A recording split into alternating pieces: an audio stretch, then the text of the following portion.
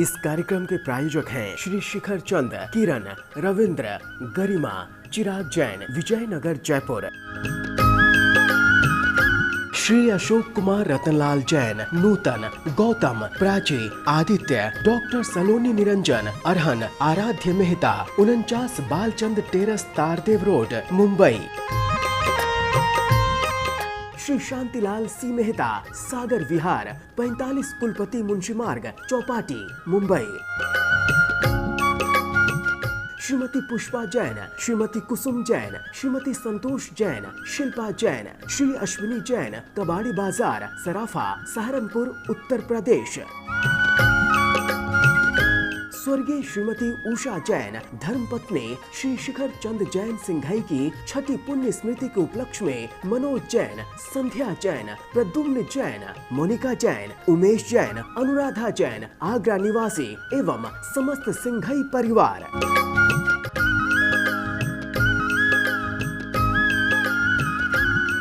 जय जिनेन्द्र, तीन भुवन में सार, वीतराग विज्ञानता, शिव स्वरूप शिवकार, नमहु त्रियोग संहारी के। पंच परमेष्ठी भगवान की जय।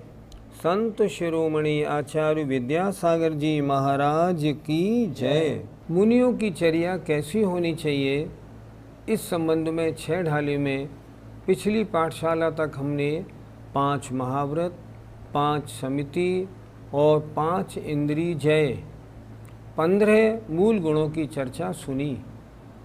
अब आज 6 ढाली में सबसे पहले 6 आवश्यक की चर्चा होगी और उसके बाद 7 जो अन्य और विशेष गुण हैं उनकी चर्चा हम करेंगे। तो आइए 6 आवश्यक से चलते हैं। समता सम्हारे, थुति उचारे, वंदना जिन देव को। समता सम्हारे, थुति उचारे, वंदना जिन देव को। नित करे प्रत्याख्यान प्रतिक्रम, तजे तनु अहमेव को। नित करे प्रत्याख्यान प्रतिक्रम, तजे तन अहमेव को। जिनके नन्होन न दंत धोवन, लेश अंबर आवरण। जिनके ननोन न दंत धोवन, लेश अंबर आवरण। भूमाहि पिछली रयन में, कछु शयन एकासन करन। भूमाहि पिछले रयन में, कछु शयन एकासन करन। मुनिराज के 6 आवश्यक वो होते हैं जिन्हें मुनि महाराज को नित्य करना ही करना होता है। पहले समता सम्हारें। समता अर्थात अच्छे और बुरे में परिणामों में समता रखते हैं, अथवा समस्त सावध्य योग, मन वचन काय की जो पापपूर्ण प्रवृत्ति है उसका त्याग करते हैं, अथवा जो सुबह दोपहर और शाम को सामायिक करते हैं। समता सम्हारे माने सामायिक, पहला आवश्यक। दूसरा, स्तुति उचारें, स्तुति बोलते हैं और जिनेंद्र भगवान की वंदना करते हैं। स्तुति और वंदना में क्या अंतर है? एक भगवान का स्तवन किया जाए वो कहलाती है स्तुति। जैसे आदिनाथ स्तोत्र, भक्तामर प्रणत मौल मणि प्रभाणा, ये भगवान आदिनाथ का स्तोत्र है, ये कहलाएगी स्तुति। और अगर 24 तीर्थंकर पंचपरमेष्ठी भगवान का स्तवन हो रहा है वो कहलाएगी वंदना जिन देव को। इन दोनों में इतना अंतर है दोनों में गुणानुवाद, लेकिन इतना अंतर है। देखें जरा, समता सम्हारें, अर्थात जो अच्छे और बुरे, अच्छे और इष्ट और अनिष्ट पदार्थों में समान परिणाम रखते हुए आत्मचिंतन करते हैं, अर्थात सामायिक करते हैं, स्तुति उच्चारें, स्तुति करते हैं। वंदना जिन देव को, जिनेंद्र भगवान की वंदना करते हैं। और नित्य करें प्रत्याख्यान, नित्य प्रति प्रत्याख्यान करते हैं। जिन कार्यों से उन्हें रंच मात्र भी अपने चारित्र में दोष लगने का डर होता है, उनको छोड़ देते हैं। नित्य करें प्रत्याख्यान माने त्याग, प्रतिक्रमण करते हैं। प्रतिक्रमण का मतलब मेरे दोष मिथ्या हों। भगवान, मैं आहार के लिए जाऊं, शौच के लिए जाऊं, कुछ भी करता हूं, जीव हिंसा तो होती ही होती है, मैं जान के नहीं करता, मेरे दोष मिथ्या हों, ये कहलाते हैं मुनि महाराज का प्रतिक्रमण। उन्हें रोज सुबह, दोपहर और रात्रि शाम को करना होता है। और तजें तन अहमेव को छोड़ते हैं, शरीर से अहमेव माने ममत्व को, अर्थात शरीर से निर्ममत्व होके कायोत्सर्ग करते हैं। घंटे, 2 घंटे, 3 घंटे खड़े होके बैठ के नित्य ध्यान करते हैं। 6 आवश्यक फिर देखें। पहला सामायिक करते हैं, दूसरा स्तुति करते हैं, तीसरा वंदना करते हैं, चौथा प्रत्याख्यान माने त्याग करते हैं, सुबह दोपहर और शाम प्रतिक्रमण करते हैं, और तजे तन अहमेव को शरीर से ममत्व परिणाम को छोड़कर कायोत्सर्ग करते हैं। ध्यान मुद्रा में बैठ के या खड़े होके कायोत्सर्ग करते हैं। इस प्रकार 6 आवश्यक मुनि महाराज रोज करते। अब आए अन्य 7 और कौन से मूल गुण हैं।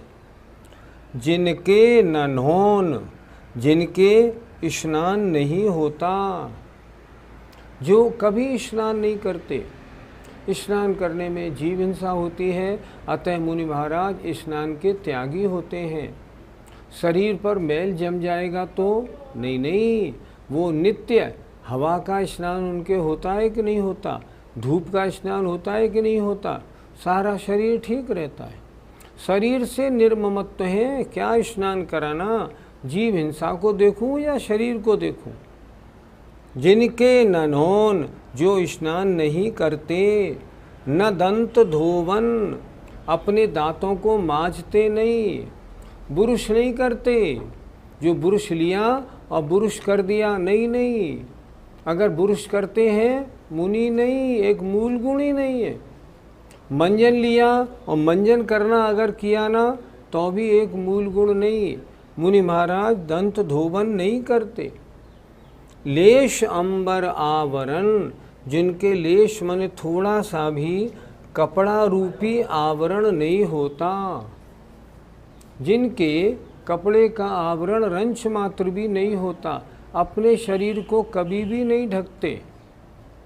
कभी मान लो फॉर एग्जाम्पल जबलपुर के कोई महाराज हुए हों और उन्होंने मुनि दीक्षा ली हो, और आज बिहार करते में उनका घर पड़े, और घर पे उनकी बहन, उनकी भाई, उनकी भतीजे सब उनके दर्शन को खड़े होंगे, तो वो ऐसा नहीं करते जो अपनी नग्नता को बाहर ढक लें पिच्छी से, ऐसा करके चलूं मुझे शर्म लगेगी, ऐसा नहीं करते।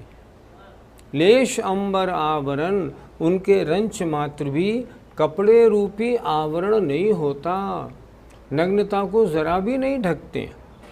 और भूमाह अर्थात जमीन पर या तख्त पर पिछली रयन में, पिछली रात्रि में कुछ थोड़ा सा शयन माने निद्रा लेते हैं एक आसन से। रात्रि में तख्त पर सो गए एक करवट से, तो उसी करवट से सोते हैं। क्यों सोते हैं? अगर करवट बदलेंगे तो वहाँ पीछे जीव हिंसा हो जाएगी। कभी मान लो बदलनी भी पड़े पैरे पीछे उठाएंगे, जगह का प्रतिलेखन करेंगे, उसके बाद करवट बदलेंगे।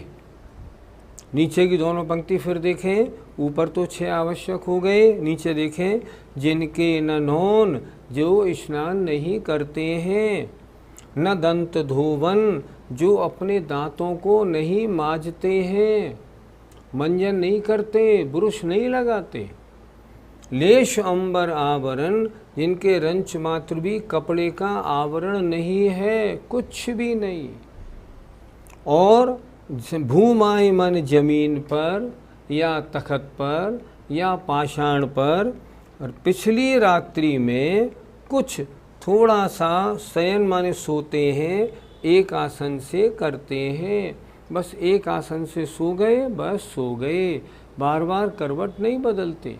क्यों? करवट बदलने में जीवहिंसा होती है। ऐसे मुनि महाराज होते हैं, ये मुनियों की चर्या है, और ऐसी चर्या करते हैं तभी तो उनके 24 घंटे महान कर्मों की निर्जरा होती है।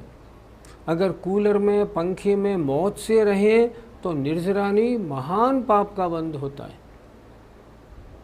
इसलिए मुनियों के मूल गुणों को देख के ही हमें तदनुसार अपना सारा आचरण करना चाहिए। पंडित जी, प्रतिक्रमण और प्रत्याख्यान में क्या अंतर है? प्रतिक्रमण का मतलब होता है मेरे दोष मिथ्या हों, मिच्छामि दुक्कड़म, मेरे दोष मिथ्या हों। और प्रत्याख्यान का मतलब है इन चीज़ों की वजह से मेरे मूल गुणों में गड़बड़ होती है, मैं इनका त्याग करता हूँ। वो रोज़ त्याग करते हैं। प्रतिक्रमण में मेरे दोष मिथ्या हों, प्रत्याख्यान में त्याग करना, ये दोनों आवश्यक मुनि महाराज के हैं। पंडित जी, अगर कोई मुनिराज गद्दे पर सोते हों तो यह आगम के अनुसार ठीक है क्या? 6 ढाले में आपने क्या पढ़ा? भूमाई जमीन पर पिछली रात्रि में थोड़ा शयन करते हैं। मुनियों के सोने का आसन कैसा होता है? या तो जमीन या पत्थर या लकड़ी का तखत या उसके ऊपर घास फूस जमीन पे 4, इसके आगे कोई गद्दा या दरी कुछ नहीं चलती, चलती ही नहीं। अगर चलती है ना, एक मूल गुण नष्ट होता है। अगर कोई मुनि महाराज गद्दे पे विश्राम करते हैं, एक मूल गुण नहीं है।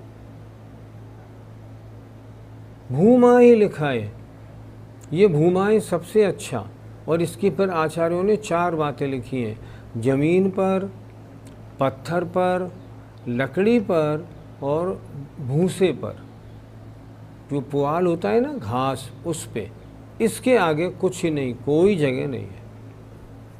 ऐसे मुनि महाराज होते हैं। ऐसे मुनि महाराजों को हमारा बारंबार नमस्कार हो। हम वही नमस्कार के योग्य हैं, अन्य है ही नहीं। एक बात और ध्यान रखना, शिथिलाचारी मुनि की अगर आप सपोर्ट करते हो तो महान पाप का बंध होगा। क्यों? यू आर सपोर्टिंग शिथिलाचार। वो नहीं करना तो क्या करें? निंदा भी नहीं करना, आप दूर हट जाओ ना। ये महाराज ऐसे हैं, नहीं चर्या ठीक नहीं है, चलो दूर हटो, आप दूर हट जाओ। ज्ञानी है तो दूर हटेगा, अज्ञानी जाता है, जाने दो ना, हमें नहीं जाना। हमें अपने सम्यक्त की सुरक्षा करनी है, इसलिए हम नहीं जाएंगे। एक बार दिन में ले आहार खड़े अलप निज पान में। एक बार दिन में ले आहार खड़े अलप निज पान में। कच लोच करत न डरत परिशय सो लगे निज ध्यान में। कच लोच करत न डरत परिशय सो लगे निज ध्यान में। अरि मित्र महल मसान कंचन कांच निंदन थुति करन। हरि मित्र महल मसान कंचन कांच निंदन धुति करण। अर्घावतारन असि प्रहारन में सदा समता धरन। अर्घावतारण असि प्रहारन में सदा समता धरन। मुनि महाराज के 25 मूल गुणों की चर्चा हो गई। शेष बचे 3 मूल गुण, उनकी चर्चा आज करेंगे। मुनि महाराज कैसे आहार लेते हैं? देखें, एक बार दिन में ले आहार। मुनि महाराज दिन में एक बार आहार लेते हैं। कैसे लेते हैं? खड़े अलप निज पान में, खड़े होकर, अलप माने थोड़ा सा, निज माने अपने, पान में मतलब हाथ पर। 2 मूल गुण हो गए ये। दिन में एक बार आहार लेना, दूसरी बात अपने हाथ में खड़े होकर भोजन करना, 2 बात। और कचलोच करत न डरत परिशह, अपने केशों का लोच करते हैं। कचलोच करत न डरत, कचलोच माने केश लोच करने में जरा भी नहीं डरते हैं। किससे? परिशय, कष्ट से बिल्कुल नहीं डरते। और लगे निज ध्यान में, और अपनी आत्मा के ध्यान में लगे रहते हैं। हमेशा आत्मचिंतन उनका पहला कार्य होता है।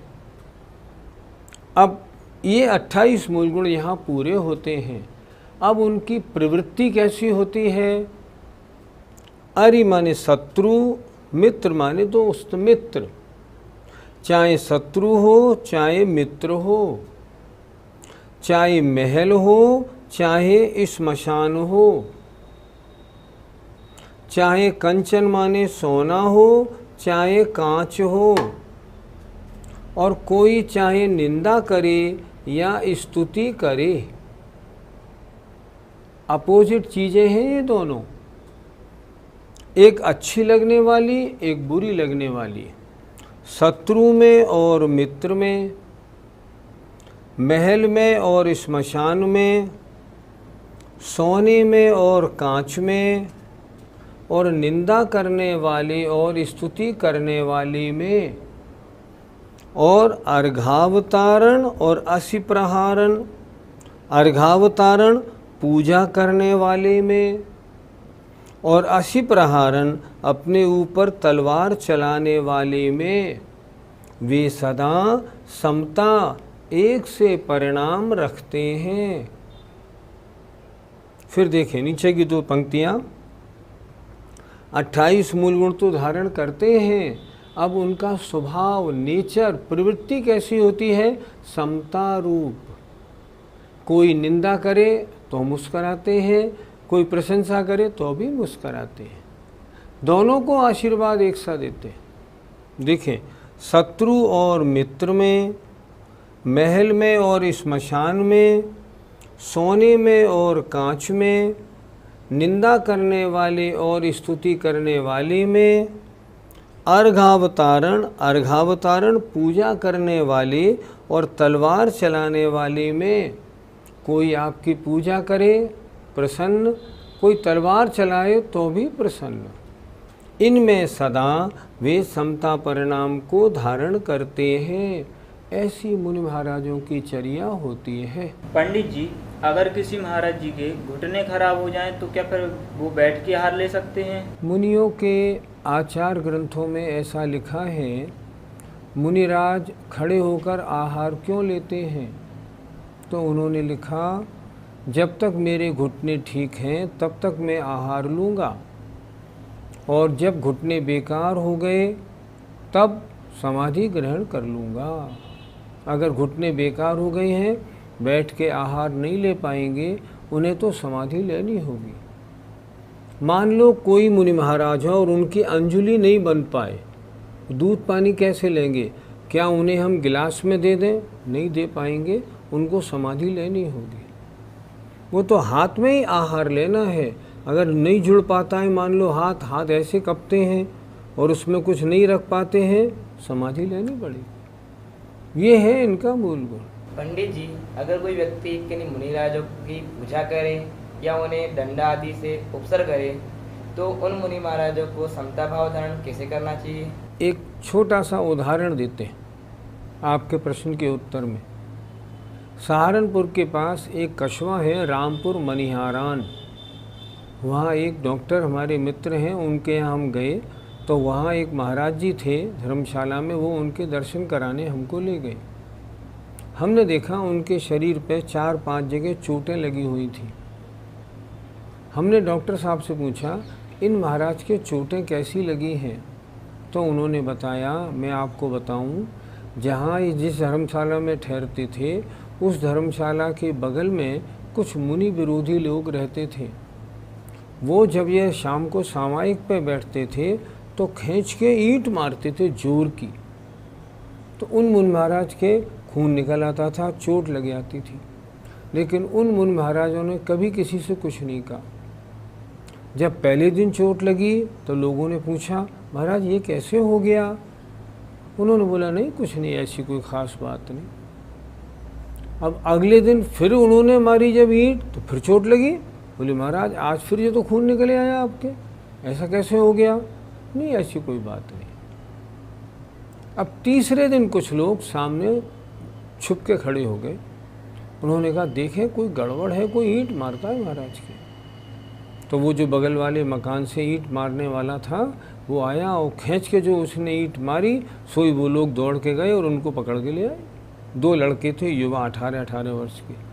वो दिगंबर साधु से द्वेष बुद्धि रखते थे। लाए महाराज के पास रखा, महाराज हमको मालूम पड़ गया ये आपको ईंट मारते थे, आप हमें बताते भी नहीं थे, अब इनको हम पुलिस में देने जा रहे हैं। महाराज ने कहा, नहीं नहीं, इन्हें पुलिस में क्यों दे रहे हो? क्यों? भैया ये तो मेरे हितकारी हैं। महाराज आपके हितकारी, आपको तो चोट लगा दिया। नहीं नहीं, इनकी वजह से मैं परी से सहता था, परिणामों में समता रखता था, मेरे कर्मों की खूब निर्जरा होती थी। तुमने आज मेरी निर्जरा कम करा दी, अब कल से क्या होगा? देखो मुनि कैसे मुनि होते हैं। तो लोगों ने कहा, महाराज ये भी कोई बात है, ये आपको मार रहा है और आप करें निर्जरा कम करा दी। बिल्कुल ठीक कह रहा हूँ, हम मुनियों के लिए ये लोग बड़े अच्छे होते हैं। तो महाराज फिर इनको हम पुलिस में दाखिल नहीं करें? नहीं नहीं, तो क्या करें बताइए? ऐसा करो, इन दोनों को एक कुर्ते पजामे का कपड़ा और 25-25 रुपये दो और इनको विदा करो आराम से। उनको कपड़ा दिया गया और उनको 25-25 रुपये दिए गए। नतीजा क्या हुआ? वो दोनों लड़के जब तक वो महाराज रहे नित्य उनके प्रवचन सुनने आने लगे कि ये महाराज नहीं, ये तो भगवान है। तो ऐसे नहीं है कि भाई विपरीत परिस्थितियों में समता परिणाम कैसे रखें, क्यों नहीं रखें।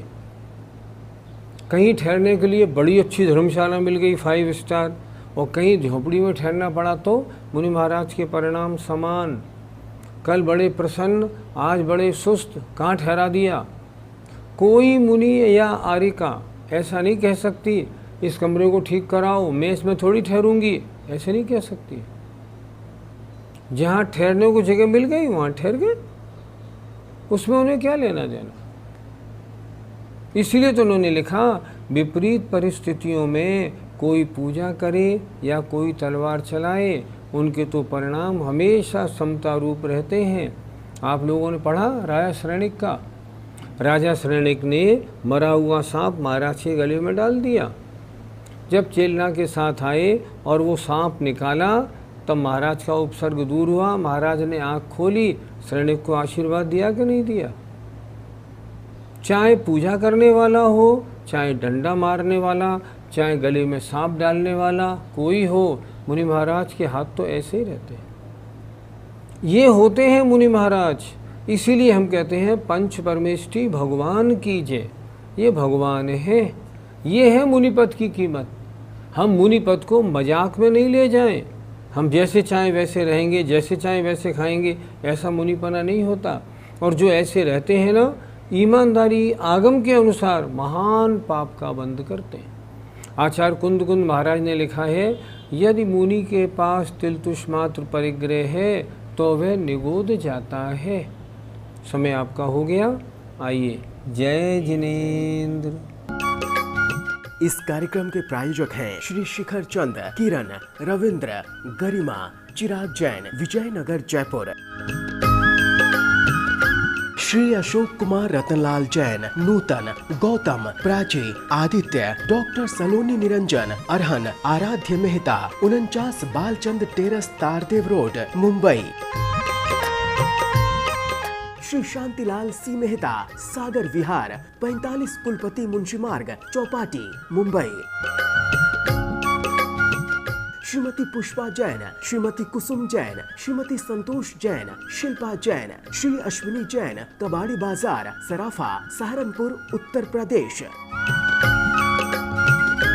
स्वर्गीय श्रीमती उषा जैन, धर्मपत्नी श्री शिखर चंद जैन सिंघाई की 6ठी पुण्य स्मृति के उपलक्ष्य में मनोज जैन, संध्या जैन, प्रद्युम्न जैन, मोनिका जैन, उमेश जैन, अनुराधा जैन, आगरा निवासी एवं समस्त सिंघाई परिवार।